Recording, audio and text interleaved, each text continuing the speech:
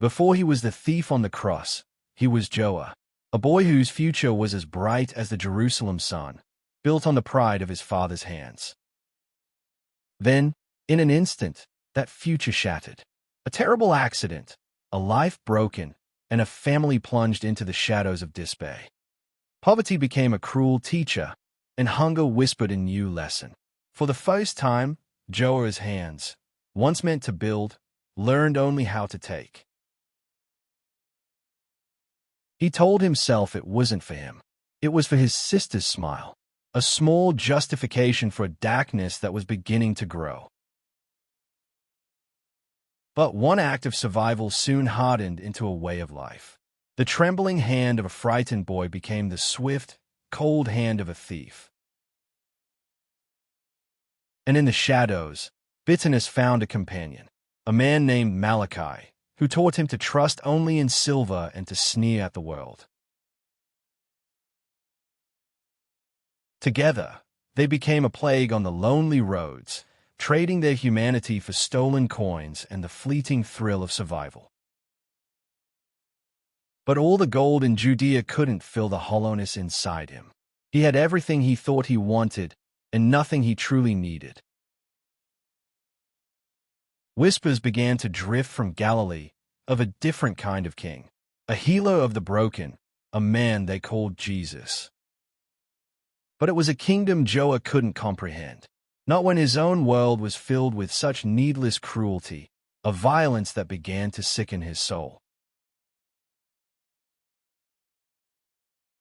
Numbed by his life, Joah agreed to one last, desperate heist against the power of Rome, a final gamble for a future he no longer believed in.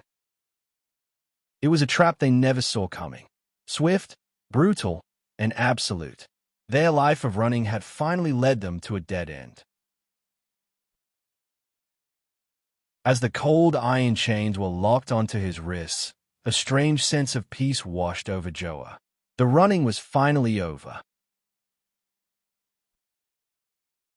In the darkness of a Roman cell, Malachi cursed his fate and the gods who had abandoned him.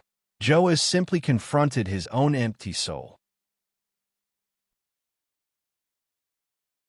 Their judgment was swift, their sentence shared with the very man the crowds were shouting about, a quiet man of impossible dignity.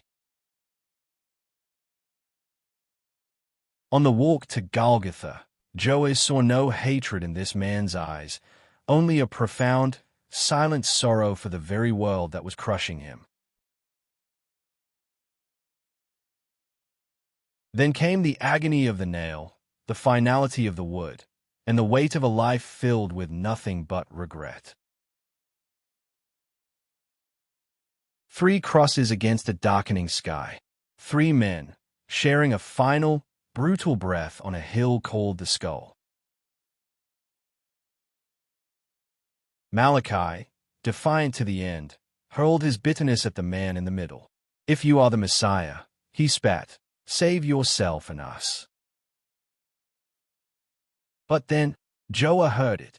Not a curse, not a plea, a prayer from the man on the center cross. "Father, forgive them." In that moment, a lifetime of cynicism shattered. Joah saw a true king, and found the courage to defend him. This man has done nothing wrong. And then, with his last ounce of strength, he turned his eyes to a kingdom he could now finally see, and made his own prayer, "Jesus, remember me." And the king on the cross, in his own agony, gave the repentant thief a promise that defied death itself. "Truly I tell you, today you will be with me in paradise."